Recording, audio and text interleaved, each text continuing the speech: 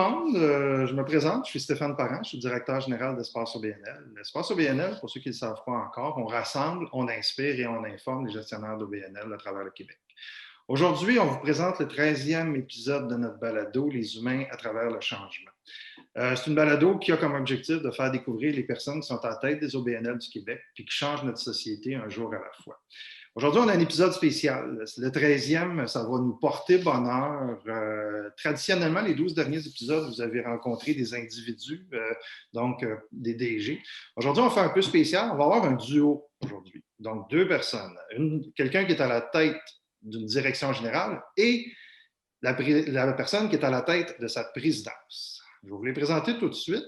J'ai aujourd'hui avec moi Gilles Gignac, qui est le président du conseil d'administration du Festival Western de Saint-Tite. Bonjour Gilles. Salut. Et Pascal Lefrenière, qui est le directeur général du festival. Bonjour Pascal. Bonjour. Bonjour. Avant qu'on commence dans le feu de l'action, j'invite les gens qui ne l'ont pas encore fait à s'abonner à notre chaîne YouTube où on publie du contenu chaque semaine. Puis, soyez pas timides pour cliquer sur le pouce en l'air si vous appréciez ou commenter notre balado. On va tomber dans le bout du sujet. Comment ça va au festival? Pascal, on va commencer avec toi parce que tu es dans le cœur de la business. Là. Je vais vous demander en même temps peut-être de présenter qui vous êtes, puis peut-être faire une présentation du festival en quelques éléments. Oui, je peux me présenter. Donc, Pascal Lefrenière, je suis directeur général depuis 2009, donc depuis la 42e édition, donc 12 ans. J'ai été ailleurs avant, on pourra peut-être en parler plus tard, mais c'est ça mon statut actuellement. Excellent. Gilles, toi, tu es président depuis combien de temps? Moi, je suis président, c'est ma deuxième année de présidence. J'ai été vice-président pendant 1 an et j'ai été directeur l'année d'avant, mais je suis dans l'organisation depuis 1992. J'ai été président du festival à la 25e édition et dans les règlements de la corporation, lorsque tu as fait une présidence, tu es à vie membre de cette corporation-là. Donc, depuis 1992 que je gravite autour de cet événement-là. Je pense que c'est intéressant juste de commencer d'introduction, dire que le Festival de Saint-Tite, c'est un OBNL. Ce n'est pas tout le monde qui le savent. Je pense que puis, dans les gros événements, il y a beaucoup de joueurs privés, puis ce n'est pas votre cas. Vous autres, c'est un OBNL. Puis peut-être, Pascal, nous présenter ce que c'est Saint-Tite, parce que ce n'est pas tout le monde qui connaît le festival. Moi, j'ai la chance d'être allé. J'ai découvert sa particularité et plein de petits trésors à travers ça, mais je suis juste nous brosser un peu, là. C'est quoi le Festival Western? Bien, le festival, dans le fond, c'est depuis 1967 que le festival a comme mission de faire la promotion de la culture country par ses rodéos, par sa musique, par toute sa culture d'une façon générale. Bon an, mal an, petit village de 4000 habitants, on reçoit entre 600 et 650 000 visites. Donc, si on fait le ratio, c'est comme si chaque habitant recevait 150 personnes. Donc, l'île de Montréal, avec ses 3 millions d'habitants, reçoit l'entièreté de la population des États-Unis. Pour vous donner une idée. C'est des bonnes proportions. C'est une proportion quand même impressionnante. On a un bon appui des citoyens, des bénévoles, évidemment. Le festival, c'est 4 volets, donc les rodéos, la danse, les spectacles, l'animation générale dans la rue. Parce que Saint-Tite, il faut le vivre. Ça a été souvent notre slogan. Il faut le vivre pour le croire. On n'a pas vraiment de descriptif ou de comparable à travers l'Amérique du Nord, ou même dans le monde, à notre connaissance. Parce que les visiteurs qui viennent chez nous sont à la fois spectateurs, mais aussi acteurs de l'événement. Donc, les gens sont très participatifs. Ils vont porter le chapeau de cowboy, ils vont mettre les jeans. Ils font partie eux-mêmes de l'expérience qu'ils vont venir vivre à travers toute cette communauté-là. Gilles, comme président d'une organisation comme le festival, est-ce que c'est la même chose que gérer un club optimiste? Est-ce que c'est la même chose qu'être président d'une maison de jeunes pour toi? Ou ça donne un défi qui est différent? Disons que j'ai eu l'occasion d'être président de plusieurs organisations dans le cours de ma vie professionnelle, mais je peux dire que être président d'une corporation comme le Festival Western de Saint-Tite, c'est gros. C'est gros. C'est une structure qui est imposante. C'est une structure qui est pas, je dirais, qui est unique, un peu comme notre événement. On va en parler, je suis curieux qu'on en parle, effectivement. C'est ça. On a une structure qui est particulière. Et on essaie toujours d'amener des améliorations au fur que les années avancent. Même si notre organisation est rendue à la 53e édition. On peut dire qu'on a toujours évolué. Mais je te dirais que depuis les 15 dernières années, ça a augmenté, ça a changé radicalement. Je vais reprendre une expression que notre directeur dit souvent. On est passé d'un événement à une entreprise. Et puis, c'est ce qui fait peut-être aussi notre différence. Ben, c'est une des premières différences, il y a ça, mais j'aimerais ça qu'on parle de la troisième entité. Parce que d'habitude, dans les OBNL, on a une direction générale, puis on a un conseil d'administration. Vous autres, c'est un peu spécial, puis il n'y a pas ça dans les autres festivals non plus, puis il n'y a pas ça dans... À part, je pense, je connais la Jeune Chambre de commerce de Montréal, qui a peut-être une situation similaire, mais sinon, là, la troisième entité, je vais vous laisser la présenter. Je n'ai pas vu ça souvent ailleurs non plus. OK. Tu me permets, Pascal? Oh, oui.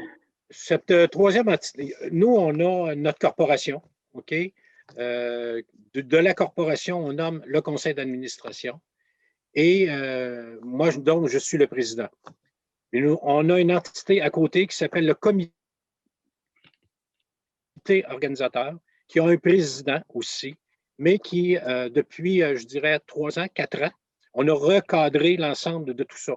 Parce qu'avant ça, il se prenait des décisions disons opérationnelles au niveau du comité organisateur, alors que le conseil d'administration, il est là pour l'administration et la gestion. Mais en plus, on a une portion d'employés. Ouais. Donc, on a comme 3 éléments qui se chevauchent.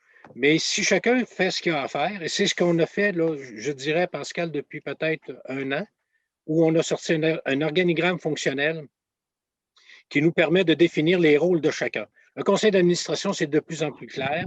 Il est là pour administrer. Okay? Il est là pour la gestion administrative de cette corporation-là. Les employés, je vais laisser Pascal le soin de faire le lien tantôt, et du côté du comité organisateur, il a été très clairement défini les rôles et fonctions maintenant du comité organisateur. Ce qui fait qu'on a une entité particulière, mais actuellement, on peut dire que les rôles se sont clarifiés avec le temps et il y a eu beaucoup de travail qui a été mis depuis 1 an à ce niveau-là. Je vais laisser peut-être Pascal en rajouter. Là.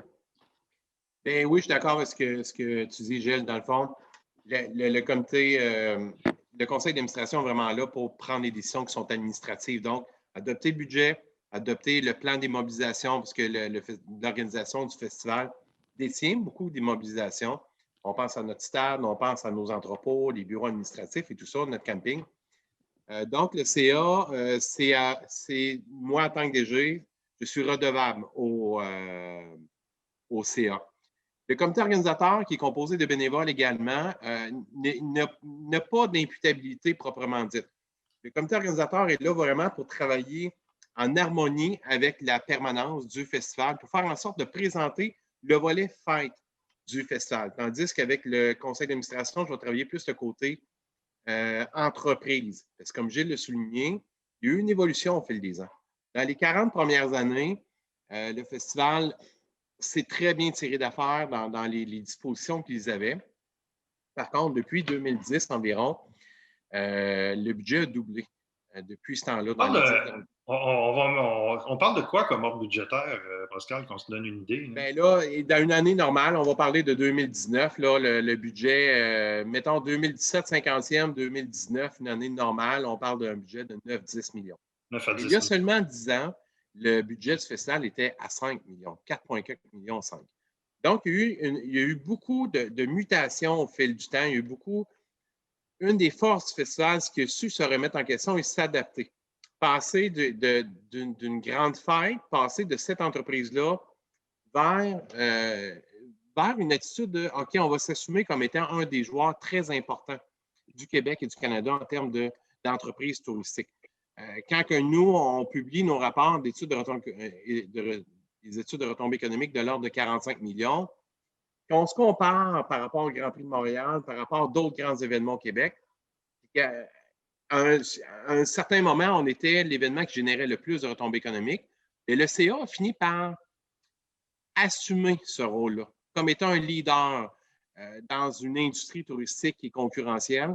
Le CA a bien saisi ça, tandis que le comité organisateur qu'on appelle communément le CO, eux, on a voulu recadrer avec eux, OK, c'est quoi tes rôles et responsabilités? comment on va s'imbriquer dans les responsabilités de la permanence aussi. Parce que comme employé, on est redevable aussi envers des subventionneurs, envers des commanditaires. Eux ont leurs exigences qui sont totalement différentes d'il y a 5, 10, 15, 20 ans. Ne serait-ce aussi qu'au niveau du service à la clientèle. La concurrence, elle est grande. Le dollar loisir, il est très sollicité. Donc, nous, il y a des impondérables qu'on doit composer avec ça, mais en gardant aussi la motivation et l'énergie qui nous provient des bénévoles. D'ailleurs, bénévoles, il y en a un paquet chez vous. Là. Puis il y a différents types de bénévoles. Puis je pense que c'est peut-être important de prendre un petit peu de temps là-dedans parce que c'est vraiment unique ce que vous avez là, avec certains éléments au niveau du bénévolat qui sont, tu l'as dit, là, 45 millions de chiffre d'affaires, 680 000 dans un village de 4 000 personnes. Là. Il y a une force là qu'on ne peut pas passer à côté puis qu'on se doit de cette recette-là pour être à la limite quasiment exportée dans d'autres types de produits et touristiques, mais sociaux dans le restant du Québec aussi. Là. Mais oui, puis une des choses dont on est fiers, c'est de la place qu'on réussit à donner à nos bénévoles. Parce que tout le monde est, tu sais, le conseil d'administration composé de bénévoles, le comité organisateur aussi, puis il y a aussi une autre cellule qui s'appelle les coordonnateurs, qui sont aussi bénévoles. Donc, dans le fond, tous les membres coordonnateurs ou membres CO, on met beaucoup d'importance sur quelle est la contribution qu'ils peuvent apporter dans leur créativité, mais aussi, nous, dans leur développement de compétences. Tu sais, quand on parle de développement durable, ça en fait partie.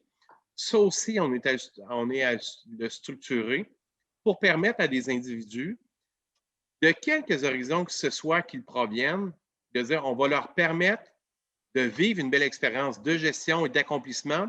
Puis en contrepartie, pour nous, bien, ça nous est fort utile parce qu'ils sont responsables, ils ont beaucoup de responsabilités, ces gens-là, dans la gestion de leur dossier. On établit des paramètres, on est à finir la composition des cahiers de charges qu'on appelle, parce que ça s'est toujours fait d'une façon empirique, la transmission des connaissances. J'imagine. Là, on veut se sécuriser. Fait qu'on a encore bien ça, mais il y a encore beaucoup de latitude pour les gens qui ont de l'énergie, qui ont des idées, qui ont de la créativité. Et ça devient donnant-donnant. Ils nous donnent, mais aussi, ça peut leur apporter en retour, ce qui fait notre événement est unique. Si on fait un ratio, tu parles de combien d'employés payés par rapport à combien de bénévoles impliqués? Bien, nous, la permanence, là, on va parler d'environ une vingtaine de personnes. Pendant l'été, on va monter une trentaine parce qu'aussi, on a une billetterie, on a une boutique souvenir, on a beaucoup d'immobilisation, donc beaucoup d'entretien à faire en cours d'été. Peut-être, Pascal, tantôt, tu ne l'as peut-être pas dit, là, mais vous avez une programmation qui est en dehors du jour aussi. Là. Il y a d'autres activités tout au long de l'année aussi qui viennent nécessiter et du staff et de l'énergie aussi. Là. Oui, en effet. Oui, c'est ça. On produit la finale canadienne de rodéo à chaque mois de mai. On produit 2 écoles de rodéo. On tente, puis on va le voir cette année aussi en 2021, qu'est-ce qu'on veut faire en cours d'été. Il y a une équipe de permanence qui est là, qui est supportée par 650 bénévoles environ chaque année. Mais de ces bénévoles-là, il va en avoir à peu près une trentaine, quarantaine qui vont être vraiment beaucoup impliqués de chefs de dossier. Parce qu'en période festival, c'est environ 1000 personnes qui sont en arrière de notre succès. Qu'on parle des employés de façon très temporaire, là, les employés de rodéo, les employés de camping et tout ça, employés des écuries. Donc, c'est environ, bon an, mal an, 1000 personnes, mais entre 20 et 30 employés rémunérés à l'année. Puis, on va parler d'à peu près entre 30 et 40 bénévoles qui sont très impliqués sur toute l'année de nos activités. J'aimerais peut-être ajouter ce qui est important, c'est le défi, c'est d'être en mesure d'établir la place de chacun. Parce que quand on dit qu'il y a des permanents, il y a des gens qui sont payés pour travailler et il y a des gens qui sont bénévoles. Et puis, il y a beaucoup de travail actuellement qui se fait pour, comme Pascal le disait tout à l'heure, pour essayer de clarifier tout ça, les rôles de chacun. Et puis, ce qui est important, c'est dans le développement de nos bénévoles, le festival est rendu un point de référence, si vous voulez. Travail d'équipe, capacité de communication, capacité de gestion. OK? Dans nos bénévoles, là, actuellement, là, on regarde ça aller et nos bénévoles se développent. Et on veut faire en sorte que ça va toujours se continuer. Et parce qu'un bénévole qui va marquer dans son CV, qui a fait 6 ans de bénévolat au Festival Western dans son CV. Là, c'est comme un job. C'est ça. Ça peut ouvrir des portes et ça permet, puis on travaille avec eux autres. On travaille beaucoup sur le développement social. La façon dont on fonctionne, c'est que dans nos bénévoles, on a aussi des étudiants de l'école secondaire. C'est tout ensemble qui fait la réussite de tout ça. Et puis, oui, c'est intéressant, Gilles, ce que tu dis, parce que je vais vous faire une confidence à ceux qui écoutent. Là, je connais Gilles et Pascal pour avoir travaillé avec eux, mais Gilles, je veux revenir sur ton background à toi. Parce que je pense que ce que tu viens, les trois dernières phrases que tu viens de dire, où tu parles de développement social et de développement de la personne, c'est un peu relié à ce que tu faisais avant. Je me trompe-tu? Disons que je suis travailleur social de formation à la retraite depuis bientôt 12 ans.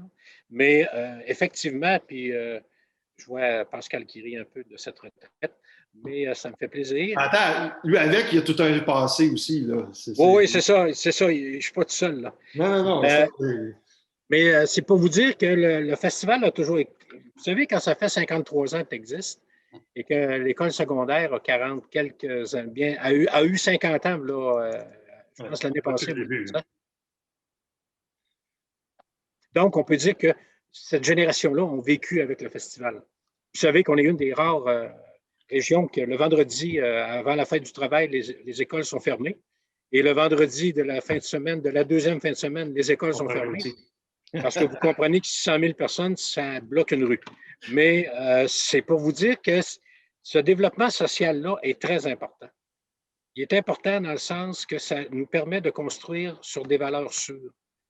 Quand les jeunes sont capables de rester dans notre région, ça peut devenir des personnes ressources qui vont s'impliquer dans le festival. C'est là que ça devient. Parce que quand on parle de 600 bénévoles, l'autre petite information que je donnerais, c'est qu'il y a beaucoup de bénévoles, Pascal, si tu es d'accord avec moi, qui viennent de l'extérieur. Les gens de la Beauce qui arrivent le jeudi, le mercredi, puis qui partent le lundi, mardi suivant le festival. Puis là, ils viennent nous aider pendant 10 jours de temps.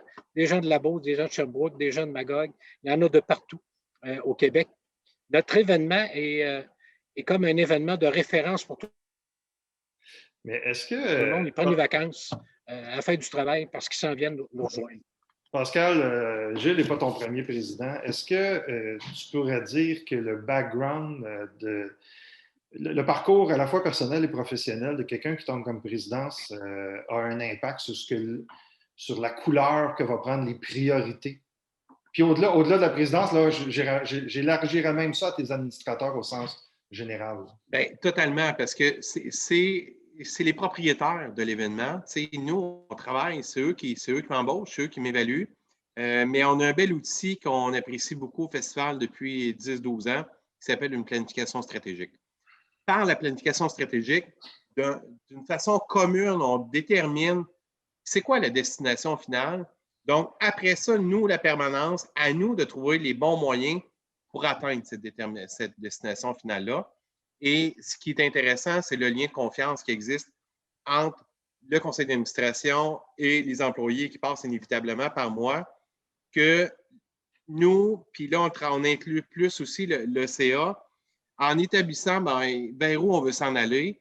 Un coup qu'on a ça, le CA va nous donner les bras courts. Le CA a appris au fil du temps, parce que c'est un défi de travailler avec des administrateurs qui ont été dans l'opération, parce que pour être sur la corporation, ce que je disais tantôt, tu as été président d'édition, donc président du comité. C'est ce dont on parlait tantôt. Là. Donc, tu as été très opérationnel. Et là, d'arriver au CA, là, c'est plus ton rôle d'être opérationnel. Donne-nous la destination, puis ensemble, on va trouver les moyens d'y arriver. Donc, oui, c'est teinté. Moi, comme DG, oui, j'ai connu plusieurs présidents d'édition, présidents de conseil d'administration. Chacun apporte sa couleur, puis oui, évidemment, que ça teinte beaucoup. C'est à moi, en tant qu'employé, de m'adapter. La relation que j'ai avec Gilles, elle est exceptionnelle. Je souhaite à tous les DG, puis Gilles, il sait comment je l'apprécie, je souhaite à tous les DG d'avoir un président qui est aussi à l'écoute, mais en même temps challengeant. Donc, ce n'est pas une relation de complaisance. Donc, Gilles, on se parlait quelques minutes avant notre entrevue. Il y a des points de discorde un peu. On est capable de se les dire de façon franche, mature et honnête. Mais un coup que ça, c'est dit dans le privé, parfait, ça devient mon meilleur allié et je le sois son meilleur allié pour dire, mais ensemble, les deux têtes dirigeantes, on a un objectif qui est commun, qui est d'abord avant tout le bien-être de l'événement. Mais après ça, bien, parfait, on sait où on s'en va, puis les choses sont claires et sont dites.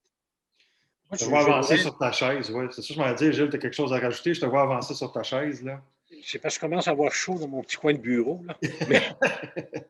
Non, mais ce que je veux dire, c'est, vous savez, ce n'est pas évident pour une organisation qui a œuvré pendant, je dirais, un 15, 20 ans, 25 ans, même 25, je dirais jusqu'à 30 ans, là, OK, avec des bénévoles qui faisaient tout. Tu avais un ou deux employés qui rentraient pour. À un moment donné, on a eu un directeur général, et puis après ça, un directeur général, une secrétaire. Après ça, il s'est rajouté un paquet de monde.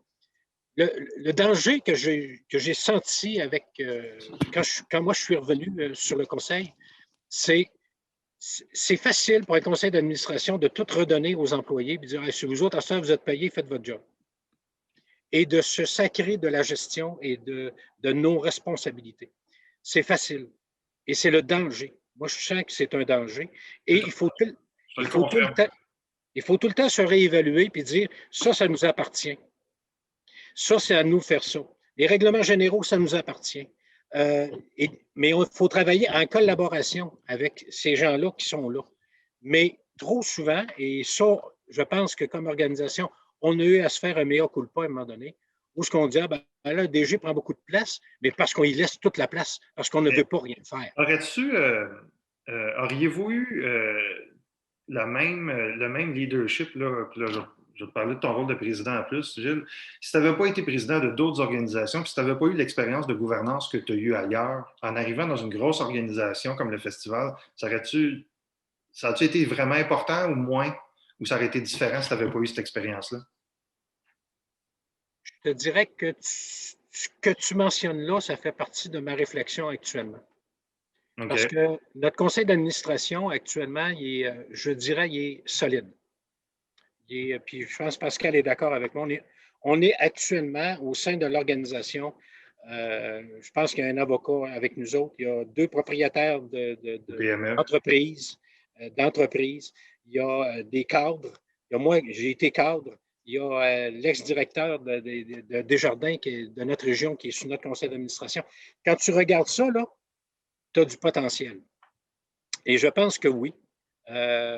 Ça vient teinter un peu tout ce qu'on fait parce que ça nous replace dans notre. Moi, j'ai commencé à Saint-Tite. Je suis résident depuis 42 ans à Saint-Tite. Et ça faisait 2 ans que j'étais là, que j'étais président de la garderie. Après ça, président du syndicat, puis après ça, président de Culture Méquinac. Puis j'en ai fait. Oui, j'en ai fait. J'ai mis beaucoup de temps dans ça et ça te prend une connaissance de ce qu'il faut faire. Tu ne peux pas arriver là si tu ne peux pas te retrouver là, excusez-moi, là, mais si tu n'as pas d'expérience, parce que il faut avoir une structure efficace, il faut que tu aies des connaissances. D'où des rôles comme toi, Stéphane, avec ton équipe qui fait de la formation et qui ne faut pas se gêner pour aller en chercher de la formation. Non, mais c'est... Une petite pub en passant, là, mais...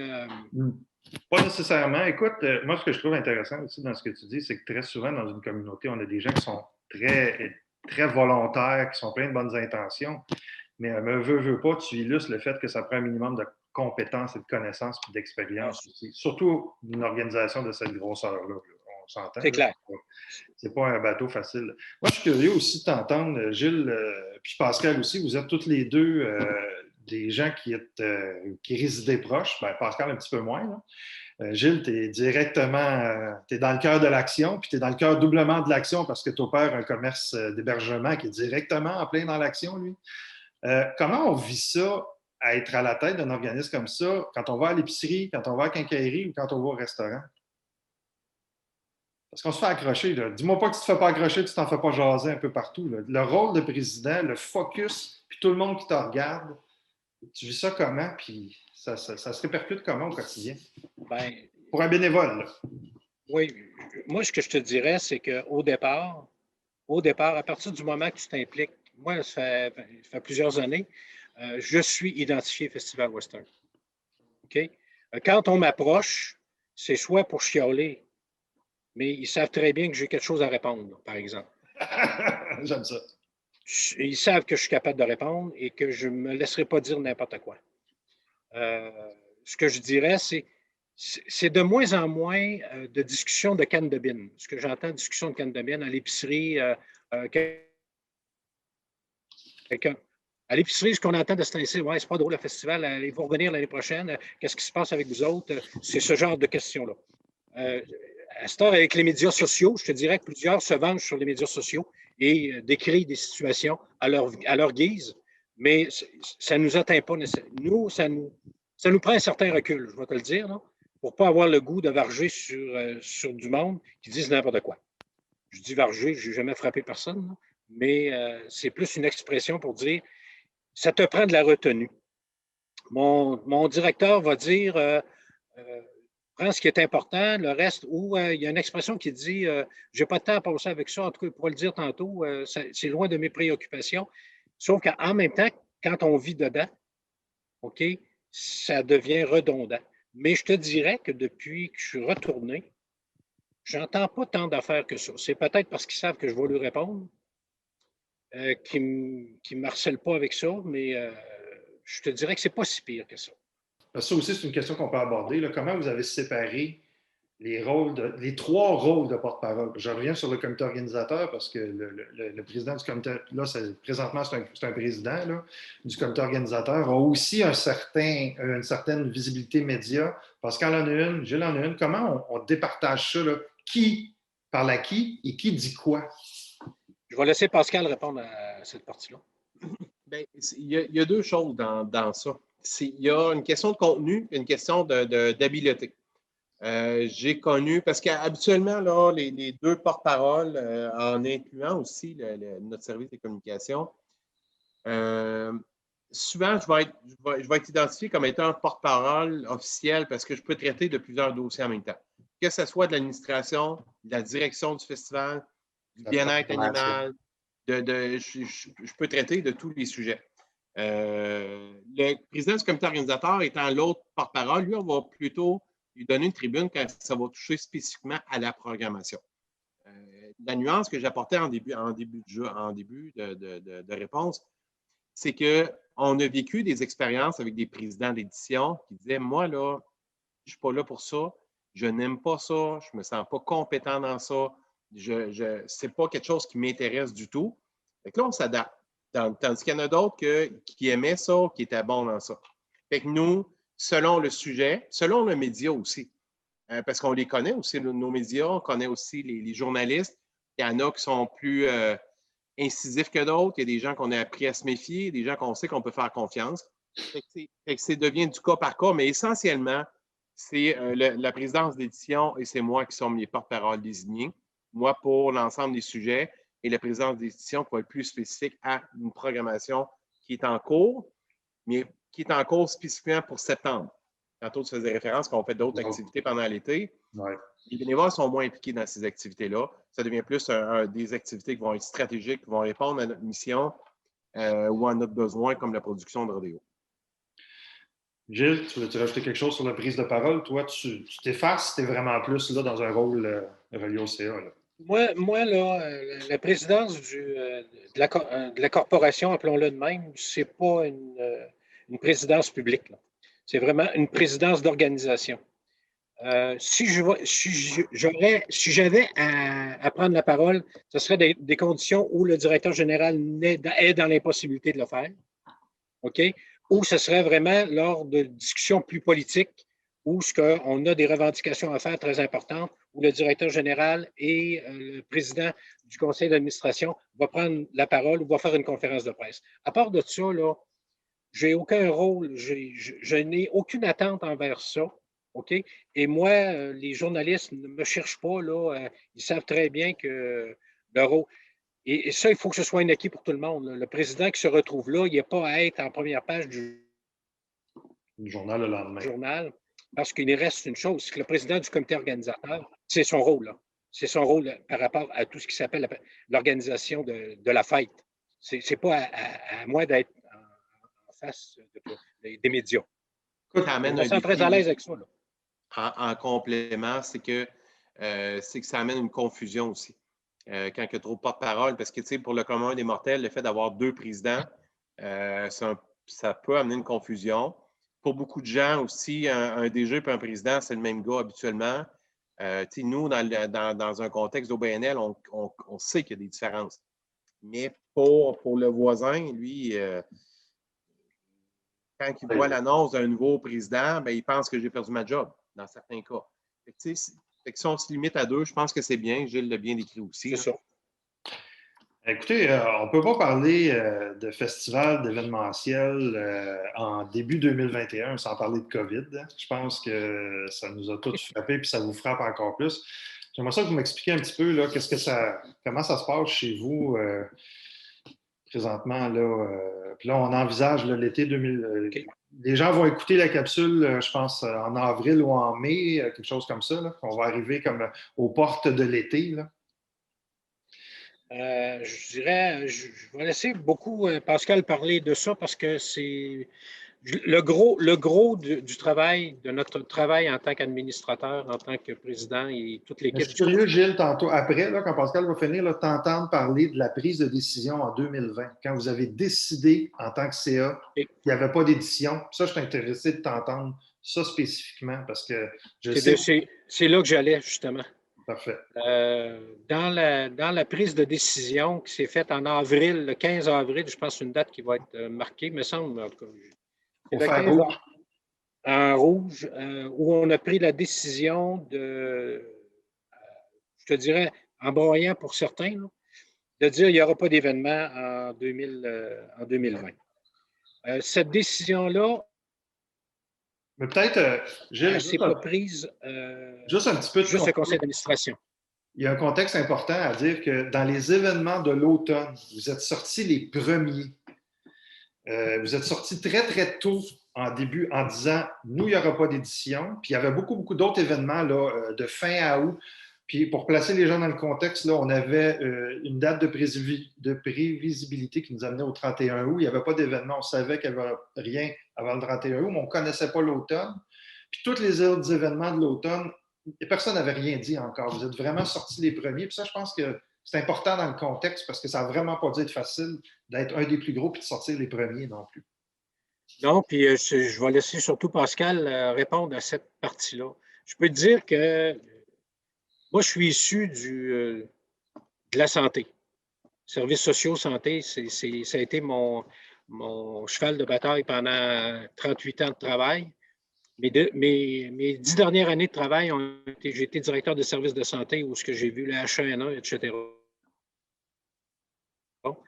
Donc, quand j'ai vu ça arriver, moi, personnellement, je faisais partie, parce qu'un membre du CA, il dit, quand tu nous as dit, arrêtez de triper, parce que là, ce qui s'en vient, ça va être gros. Il m'a dit un an après, il dit, sais-tu, j'ai dit, t'es pas dans le champ. J'avais un peu d'expérience qui me permettait de dire ça. Sauf de prendre une décision de dire que tu fermes une entreprise, appelons ça une entreprise, dans laquelle il y a des conditions, dans laquelle ça s'est fait, je vais te le dire, main dans la main avec l'équipe de permanence. Il n'y a pas un mot ou il n'y a pas une décision qui a été prise sans que ce soit en accord avec les deux parties. Et ça, pour nous autres, ça a été important parce que ce qui s'en est suivi, c'est vrai qu'au mois d'avril, on a pris la décision. Le lendemain, Pascal, tu pourras continuer. On était dans les journaux et on annonçait la nouvelle.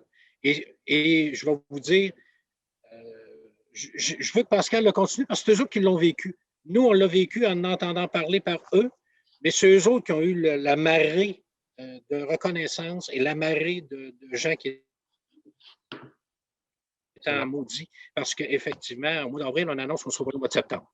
Alors, je laisse la parole à Pascal, mais c'est vraiment une réflexion et un travail qui s'est fait d'un commun accord avec les deux. Pascal? Oui, bien, si on fait un peu l'historique, déclenchement de la COVID début mars, on suit l'actualité comme tout le monde, on se pose des questions. Je crois que c'est dans le coin du 10 avril que le gouvernement a dit ben, OK, on met fin à tous les rassemblements jusqu'au 31 août. C'est ça.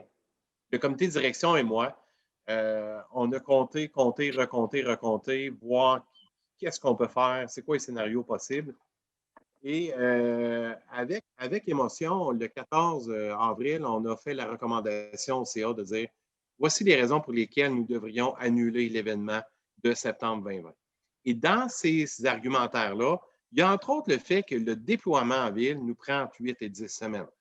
Il y a aussi tous les engagements contractuels. Il y a aussi tous les engagements qu'on a envers les employés, les salariés. On se rappelle qu'à ce moment-là, les données pour les subventions salariales, c'était encore très nébuleux au niveau des subventions salariales fédérales. Il y avait tout ça dans l'équation pour dire, bon, OK, nous, là, si on part de l'idée qu'on a un grand déploiement en ville qui nous prend 8 et 10 semaines, qu'on a une série d'obligations, puis en quoi la situation va être différente entre le 31 août et le 1er septembre? Parce que nous, pour situer les gens, ben, on est tout de suite après la fête du travail, donc début septembre. Et on se dit, ben, c'est quoi la probabilité que nous puissions passer de 0 à 600 000 d'un coup, avec les impacts budgétaires que ça a? Bien, on a fait cette recommandation-là. Le CA a acquiescé à cette recommandation-là. Et oui, on a essuyé des critiques à l'époque en disant, Pascal, c'est beaucoup trop tôt, toi, tu es en septembre, vous auriez dû attendre. Puis nos festivaliers aussi nous ont critiqués. Il ne faut pas perdre de vue aussi qu'une des motivations était de préserver nos bonnes relations citoyennes, préserver la santé des citoyens de Saint-Tite. Parce que c'est intrusif d'avoir 600 000 visiteurs dans un petit village comme ça. Et nous, ce n'était pas seulement du court terme, mais c'était sur le long terme. Rappelons-nous aussi les émotions qu'on a vécues l'année passée sur les craintes, les appréhensions, l'analyse, la compréhension de les données qui nous arrivaient par les médias, puis qu'il n'y a personne qui est habilité à gérer ça. C'était une première pour la majorité des gens entre nous. La décision a été difficile à prendre. Un coup fait, on a continué à travailler fort au niveau administratif parce que là, OK, on fait quoi avec les subventions en place que c'était pas clair? Qu'est-ce qu'on pouvait faire? Qu'est-ce qu'on ne devait pas faire? Comment servir d'abord pour faire présenter une édition virtuelle qui est un grand succès dans notre cas. On en était bien heureux. On va y revenir. Oui. On va y revenir tantôt, c'est important. Fait que dans la série, ça ressemble à ça. Fait que beaucoup de casse-tête, beaucoup de craintes. Les employés ont exprimé à plusieurs reprises à la fois leur compassion envers nous, qui avions à prendre des décisions, mais aussi la considération qu'on avait envers eux. Parce qu'un des défis, comme chef d'entreprise, c'est de garder notre compétence.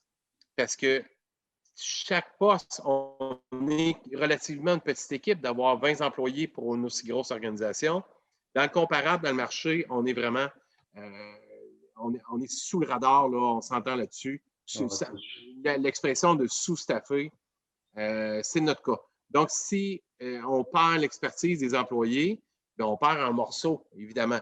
Si dans une projection de reprise, bon, OK, il faut le prévoir, ça, cette affaire-là. Et comment on peut considérer les gens? Et puis, pour répondre à la question initiale, comment on travaille pour 2021, on est rendu là? Stéphane? Oui, vas-y. Oui. 2021. Oui. Et nous, dans le fond, ce qu'on a fait, c'est que en septembre dernier, on a tenu une grande rencontre de consultation avec nos employés, les membres du conseil d'administration, membres du comité organisateur, les coordonnateurs, pour dire, ben, parfait, là, l'édition 2020, c'est du passé, même si ce n'était pas réalisé encore à ce moment-là. Comment on va déjà se préparer pour 2021? Donc, d'être prêt en avance. Notre organisation, on est prêt, ça nous prend un an à nous préparer. Fait qu'on s'est dit, comment on peut déjà être prêt pour dans un an?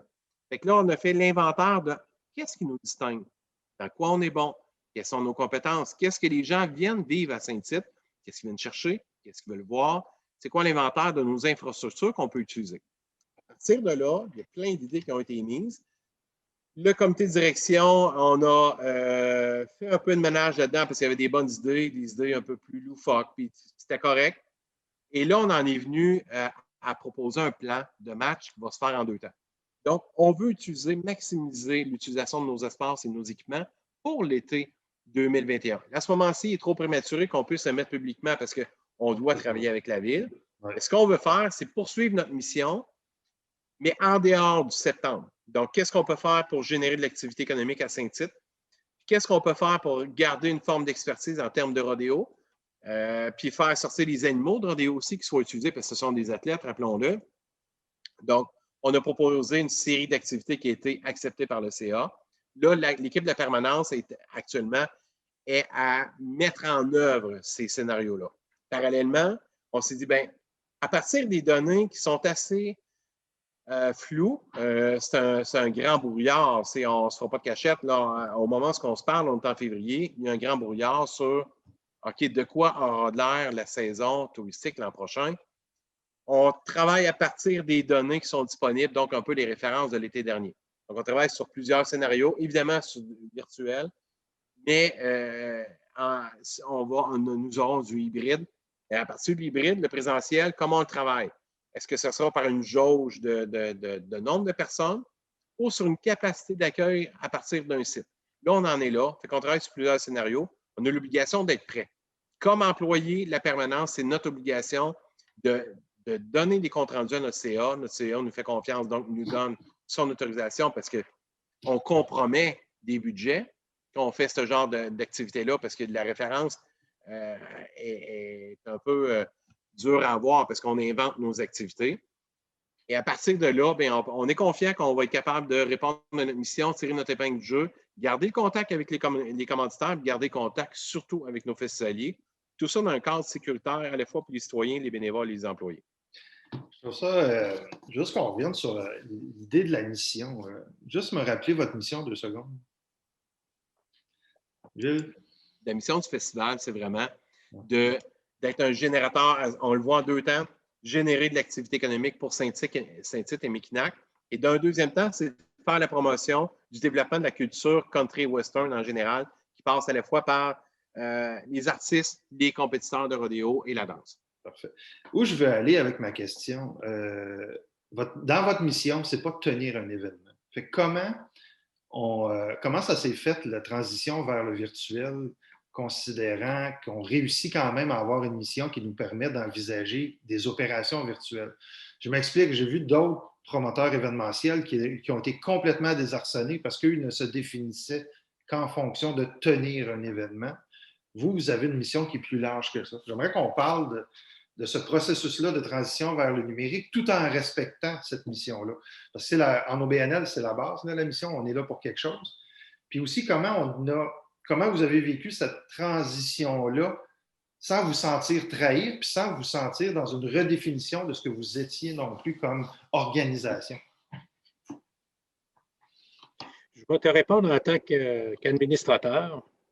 Je te dirais que quand ça s'est fait sur une base de compétences de nos employés qui se sont directement virés vers un virage direct vers le virtuel. Il n'y a pas eu d'opposition. Avec le temps, plus le temps avançait, plus on était là, puis on se disait, ben ouais, mais c'est-tu dans notre mission 2? C'est-tu dans notre mission 2? C'est un peu la réflexion dans laquelle on est. OK, on n'est pas en train de revoir notre mission, mais on est en train de se dire, ça nous a confrontés à une réalité. On est un festival. Peut-être aussi sa particularité n'est pas nécessairement au niveau de sa structure, mais au niveau aussi de toutes ces immobilisations qu'ils ont. Ouais, oui. Ça, c'est particulier à nous autres. Là. On a des taxes à payer importantes. On a deux endroits d'entrepôt. On a des écuries. On a une salle de travail. On a un bureau qui est une ancienne école. On a les estrades. Imaginez-vous tout ça, là. C'est une pression supplémentaire pour ne pas arriver dans le trou. Qu'est-ce qu'on fait pour ne pas arriver dans le trou? C'est ce qui est venu un peu contrebalancer toute cette pensée par rapport à la mission. On se dit, regarde, on va sauver les meubles aussi. Là. On ne se mettra pas à vendre nos infrastructures parce qu'on n'arrive plus. Et une saine gestion nous amène à ça. Mais je dois te dire que ça questionne des administrateurs, des gens qu'on rencontre de la corporation qui disent, ouais, mais c'est à nous autres à faire ça. Tu sais, c'est pourquoi que nous autres, on fait ça. Et là, il faut avoir la réponse. Là. Je pense qu'on était rendu là. Pascal, je te laisse la parole pour... Ça m'amène à un sous-volet, Pascal, que j'aimerais que tu abordes. C'est que dans ce que Gilles vient de dire, c'est aussi tout le questionnement face à la force bénévole qui n'a plus de sens. Parce qu'on s'entend que le virtuel, c'était principalement une gestion par des employés reliés souvent à des compétences ou à la capacité que tu as de travailler à temps plein sur quelque chose. Puis là, de l'autre côté, tu as ta structure de bénévoles qui est là. Puis dans un autre webinaire, on a abordé le bénévolat avec Thomas Grégoire, que tu connais bien, sur comment eux, ils ont traité leurs bénévoles. Puis je suis curieux de savoir aussi comment vous l'envisagez, là, d'entretenir cette force bénévole-là, mais sans événement. Bien, c'est sûr que c'est un défi. C'est là que on a des obligations financières Par contre, le fait que depuis une dizaine d'années, on a migré d'une entreprise qui se définit seulement par un festival de 10 jours à une entreprise qui se donne les moyens de répondre à ses missions, dont par la production de rodéo, par la production de spectacles, par des choses comme celle-là. Et ça nous a été salutaire. Fait que, tu sais, dans la mission de la programmation de nature, culture, country, western, ça, on a eu 100% l'année passée. Les rodéos qui ont passé sur Ringer Network, on a fait exploser le site Internet. C'était fabuleux, incroyable. On a eu de la danse, on a eu des spectacles. L'intégration des bénévoles l'année passée était plus complexe parce que là, on travaille déjà, l'équipe de la permanence sont en télétravail. Les employés, on a une gestion administrative de communication, de commandite, de subventions à faire. Les bénévoles sont beaucoup plus dans l'opération. Donc là, l'opération était inexistante. Là, ce qu'on fait, ce qu'on s'est donné comme mission pour 2021, c'est que oui, les employés ont repris les éléments qui ont été abordés ou apportés en septembre dernier, mais là, on trouve des façons de réintégrer les bénévoles, même si le festival aura une moins grande ampleur, pour garder le lien, garder leur intérêt, puis garder leur place aussi. Parce qu'il y a une préoccupation de certains anciens de dire bien, il y a trop d'employés, puis les employés prennent trop de place. Et, tu sais, on reconnaît, nous, à la permanence, l'importance de la part des coordonnateurs, des membres du comité organisateur, puis de l'ensemble des bénévoles aussi. Fait que on met la table sur, OK, de quoi ça peut ressembler d'une façon administrative. On met la table sur le cadre d'une présentation pour septembre prochain. Mais après ça, ben il y a déjà des bénévoles, des coordonnateurs qui ont été impliqués. Est-ce qu'on regarde, est-ce qu'on peut faire des rodéos quand même? Il y a au moins 3 coordonnateurs qui sont impliqués dans le projet de rodéo septembre 2021. Donc, dépendamment des dossiers qui sont responsables, sont déjà impliqués quand même. Oui, parce que c'est quoi l'implication moyenne des coordonnateurs? Ils sont là depuis combien d'années? Les coordonnateurs sont là. Ça aussi, c'est important peut-être parce que, écoute, je viens du milieu de l'événementiel, là, puis on en a déjà discuté en d'autres cadres. Là. La recette Saint-Tite, elle tourne beaucoup autour des coordonnateurs. Oui. Il faut savoir que les coordonnateurs, dont font partie les gens du comité organisateur, donc tout le monde à la base est coordonnateur. Donc, c'est là qu'on parle de entre 25 et 30 coordonnateurs. Ce sont des responsables de dossiers. De plus ou moins grande ampleur. Il y a des gens que, c'est sûr que tous les dossiers sont importants. Il y en a qui représentent plus de défis que d'autres. Donc, ces gens-là sont responsables de la gestion de ce comité-là dans un cadre qui est défini dans un cahier de charge. Le cahier de charge défini va parler de budget, va parler d'échéancier, va parler c'est quoi ton terrain de jeu?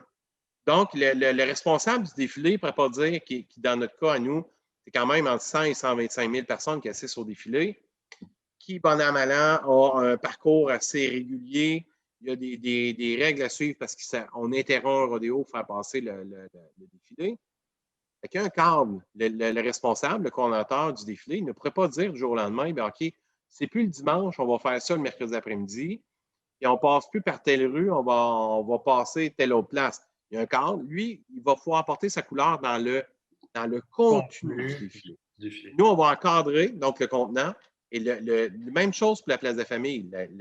Les deux coordonnatrices de la place de la famille, bien, le terrain est déterminé, les heures d'ouverture sont pas mal déterminées, mais l'aménagement de la place de la famille et l'animation de la place de la famille, bien, c'est là que le coordonnateur peut amener sa propre couleur. C'est ce qui nous permet d'avoir à la fois un bon contrôle sur vers où on veut s'en aller, mais en même temps, c'est que ça donne suffisamment d'espace pour quelqu'un qui veut développer ses compétences de leadership, de pouvoir le faire à travers son implication. Je dirais peut-être ajouter, Pascal, l'élément que le coordonnateur a sa cohorte de bénévoles sous sa responsabilité. Il peut être responsable d'un comité dans lequel il y a 10, 12 bénévoles qui gravitent avec cette personne-là pour la réalisation d'une activité ou d'une action qui est apposée. Donc, mon inquiétude était l'année passée, comment on fait pour entretenir la flamme des 600 bénévoles? OK? Je pense qu'elle est beaucoup entretenue par les messages qui passent sur les réseaux, sur notre page Facebook, où il y a eu beaucoup de monde, beaucoup de nos bénévoles de l'extérieur qui étaient en arrière de nous, puis qui avaient hâte à revenir, puis qui braillaient avec nous autres, qui avaient de la peine avec nous autres Tout le parce que monde, c'était annulé. oui. Et tout le Québec quasiment était en peine à ce moment-là. C'est pas des farces. Tout a explosé sur notre page Facebook, puis sur nos courriels, ça ne dérougissait pas. Notre crainte, c'était de perdre ces gens-là qui ont la flamme, qui viennent nous aider. Et puis, de par la restructuration qui a été faite avec l'organisme, avec le comité, comité organisateur, excusez, j'ai un blanc, avec le comité organisateur, c'est justement de mettre l'emphase sur leur rôle à support à toutes ces équipes-là, à tous ces bénévoles-là. Puis je pense que n'eût été de la COVID, on aurait pu l'expérimenter beaucoup l'année passée, mais on espère l'expérimenter un peu plus cette année. D'ailleurs, dans l'ordre d'idée des bénévoles, j'aimerais ça, Gilles, que tu me parles un petit peu. On a parlé de vos changements de gouvernance. Un des changements de gouvernance que vous avez fait, c'était l'ajout d'administrateurs cooptés qui sont arrivés, ça ne fait pas si longtemps que ça. Rappelle-moi, ça fait combien de temps que vous avez des… Ça fait depuis 2016, officiellement. Donc, comment, toi qui étais là avant, parce que c'est un discours qu'on a dans beaucoup d'organisations, là. Est-ce qu'on a juste des gens qui sont des représentants des membres? Est-ce qu'on prend des gens par compétence, là? Vous avez fait cet ajout-là. Comment ça s'est passé chez vous? Puis qu'est-ce que ça vient influencer d'avoir des cooptés par compétence? Je vais répéter ce que j'ai entendu parce que je n'étais pas là au moment où ça a commencé à se discuter. Je vais reprendre les paroles de Pascal. Peu importe le nom qu'on apportait, ça ne faisait pas. Il y avait une résistance au niveau des membres, de certains membres qui formaient le CA de la corporation à ce moment-là, pour rajouter des étrangers. Je ne te cacherai pas que depuis ça a changé. Le terme, ça a changé beaucoup. Sans le vouloir, Gilles, là, tu viens de dire un mot important, des étrangers, parce qu'il y a une dynamique excessivement locale sur le CA, il ne faut pas se le cacher. Là. Puis en plus, c'est des gens qui sont… sur le CA, on a des gens qui ont déjà été impliqués, qui s'impliquent. On n'a jamais de gens qui arrivent Tout le monde a un background face au festival pour être sur le CA. Là. Exactement. Fait que toute cette notion-là, je te dirais que depuis 3 ans, là, depuis 3 ans, ça s'est beaucoup amélioré. Les cooptés sont des gens, bon, souvent c'est du monde juridique. Là. On a un avocat on a eu un avocat au début, après ça un deuxième. Et on est toujours en mesure d'aller chercher des gens pour nous aider. Ce que je pourrais t'annoncer, probablement qu'au mois d'avril, ça va devenir officiel, là, mais c'est que les cooptés vont devenir partie prenante de notre conseil d'administration dorénavant. Parce que les cooptés étaient là s'il n'y avait pas de membres de la corporation qui se présentaient pour les postes qui étaient libres. OK? Mais là, il va y avoir 2 postes qui ont été acceptés par le conseil d'administration d'administrateurs cooptés qui vont venir des autres personnes ou par compétence. Les étrangers. Oui, mais c'est ça. Non, mais ça fait partie. C'est souvent la culture. Hein? Ça fait partie. C'est la culture. Hein? Tu sais, notre directeur général qui ne demeure pas à Saint-Tite est un étranger pour des gens. Là, hein? Oui, je le sais. Comment ça se fait que vous n'avez pas engagé quelqu'un de Saint-Tite? Premièrement, il aurait fallu que quelqu'un de Saint-Tite applique. OK? Puis s'il y a quelqu'un de Saint-Tite à appliquer, on y va par compétence. Fait que, ceci dit, ben, on est rendu là. On est rendu là aujourd'hui. Là. Ouais. Ça reste que c'est un événement à Saint-Tite, et ça reste que si tu regardes le monde qui gravite autour de nous autres, parce que rappelez-vous, au début, le Festival Western est parti par des commerçants de Saint-Tite qui voulaient faire des affaires, qui voulaient faire du commerce pendant un temps mort au mois de septembre. Aujourd'hui, ces commerçants-là, ils n'ont plus le temps de mettre 5 minutes dans l'organisation du festival. C'est clair. OK? Ils n'ont plus le temps. C'est trop gros. Donc, c'est souvent des gens qui viennent de l'extérieur ou c'est souvent des gens qui n'ont aucun bénéfice à retirer de cette structure-là qui vont embarquer. Là, je dis des gens qui peuvent arriver de la commission scolaire, qui peuvent arriver comme moi du réseau des affaires sociales ou qui peuvent arriver de n'importe où. C'est ça que je veux dire. C'est plus des gens d'affaires qui sont là. Il peut en avoir, mais ce n'est pas la majorité. Mais c'est intéressant de regarder votre évolution parce que votre évolution est reliée à l'évolution de beaucoup d'organisations dans les dernières années où il y a une professionnalisation, où il y a appelons ça des intrants extérieurs. Où on le voit pas juste dans votre milieu, on le voit dans les autres milieux aussi où les organismes qui sont en croissance, ça fait partie des éléments de succès, là. Ces éléments-là qui viennent s'ajouter. Écoutez, on arrive vers la fin, vraiment. Moi, j'ai une question pour chacun d'entre vous en conclusion cet après-midi. Je vais commencer avec Pascal. Pour toi, là, un DG là, qui est là depuis une dizaine d'années, c'est quoi un président parfait? Je ne dis pas Gilles Gignac, là, mais... Ben, Gilles a beaucoup d'éléments pour se rapprocher d'eux. À la base, ça prend beaucoup de confiance, une bonne communication, une vision partagée, une vision commune. Ça prend quelqu'un qui est là pour les bonnes raisons aussi. Parce qu'on n'est pas dupe. Il y a des gens qui vont se servir d'une implication bénévole comme la présidence d'un événement comme le nôtre parce qu'il y a un agenda caché, parce que c'est bon politiquement pour eux, c'est bon pour leurs propres affaires. Ce qui n'est pas le cas avec Gilles, mais ce qui n'est pas le cas avec les présidents que j'ai eu la chance de travailler avec eux. Si les gens sont là pour la bonne raison, la bonne cause, ça aide beaucoup. Donc, sur les questions qu'on a traitées tantôt, les prises de parole, les représentants officiels, ben, si tu n'as pas d'agenda caché, ça aide d'accepter cette réalité-là. Donc, disponibilité, compréhension de l'organisation, vision commune, cohésion aussi. Donc, ça devient un collègue en respect de l'autorité que le président va avoir sur moi, dans ce cas-ci, Gilles. Un coup ça et demi, il faut bien travailler ensemble parce que de part et d'autre, on devient les deux porte-paroles officiels envers les employés, envers les administrateurs, les corporations. Mais il faut partager cette même vision-là. Excellent. Gilles, toi, c'est quoi le DG idéal? Le DG parfait? Ou la DG parfait? C'est quand même 75% sont des femmes, là? Oui, oui. Excusez. Je vais te rappeler, je suis en Salut. C'est un de mes fils qui ne m'appelle jamais. Ça peut dire de ne pas y répondre. Je comprends ça. Je suis comme tombé inquiet. Bon, la question, c'était, c'est quoi le DG parfait? Bon, premièrement, je pense que ça n'existe pas parce qu'on n'aurait plus de rôle à jouer. S'il était parfait, on ne pourrait plus rien faire. C'est quelqu'un qui est bien dans ses bottines, première des choses. Qui est capable d'accepter le passé, qui est capable de conjuguer avec le présent, qui est capable de voir l'avenir arriver. Et dans notre structure à nous, étant donné qu'on a 53 ans d'années d'expérience, de vécu et de toutes sortes d'histoires, ça prend quelqu'un qui sait s'adapter. Parce qu'il faut qu'il soit en mesure de s'adapter à ça. Ça prend quelqu'un qui a le respect aussi de l'autorité. Nous, ce n'est pas un PDG, c'est un DG qu'on a. Okay? Donc, il doit tenir compte de ce que nous autres, on pense, de la façon qu'on le voit. Ça prend aussi des nerfs solides. Okay? Parce qu'une organisation comme nous autres, là, c'est pas de la petite bière. Je vous le dis, là, c'est gros à supporter. C'est gros à supporter de tous les côtés, là.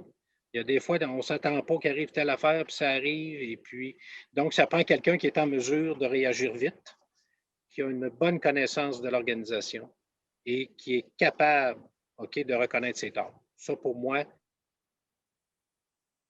c'est des valeurs que je reconnais dans mon DG actuellement et avec lesquelles j'aime travailler. Il faut que j'aime travailler avec la personne. Vous savez, quand on fait du bénévolat dans notre vie, là, puis tu es entouré de monde que tu n'aimes pas, tu ne fais pas du bénévolat longtemps. Non, tu fais du bénévolat avec des gens avec lesquels tu te sens des affinités et avec lesquels tu peux te sentir bien pour travailler. Moi, c'est toujours été ma perception. Et dans une organisation comme la nôtre, c'est d'être capable de faire des liens avec ces personnes-là. Et ces personnes-là, il faut qu'ils acceptent ce qui arrive et qui doivent. Notre DG, ça fait 12 ans qu'il est là. Ça fait, je pourrais dire, ça fait 12 ans qu'il s'adapte aux nouvelles personnes qui arrivent à chaque fois. Aussi, ouais. La capacité d'adaptation est importante. Elle est très importante. Ça, c'est sans rajouter la couche d'adaptation que l'événementiel demande. Là. Oui, mais c'est ça. Ça, c'est un milieu qui, en soi, là, dans votre cas, vous autres, là, juste le milieu de l'événementiel amène un paquet de caractéristiques là, qui demandent certains types de leadership bien particuliers là, qu'on n'aura pas dans d'autres types d'organisations au BNL. Messieurs, écoutez, on arrive à la fin. Exact. Je vous remercie énormément de votre temps. J'espère que vous avez apprécié autant que moi pour les gens qui écoutent. Je vais vous souhaiter une bonne fin de journée, messieurs. Et j'ai bien hâte de vous retrouver Oui. en quelque part sur le bord de l'arène ou dans le salon des présidents ou en quelque part du genre. Puis je vous souhaite une bonne fin de journée. Merci. J'ai hâte de vous revoir pour ceux qui écoutent à notre prochaine activité. Bye bye. Merci. Puisque vous avez visionné notre vidéo jusqu'à la toute fin, nous vous invitons à visiter notre compte YouTube pour du nouveau contenu à tous les mois. Nous créons des capsules avec des personnes inspirantes pour rapprocher, inspirer et informer les gestionnaires d'OBNL de tous les milieux.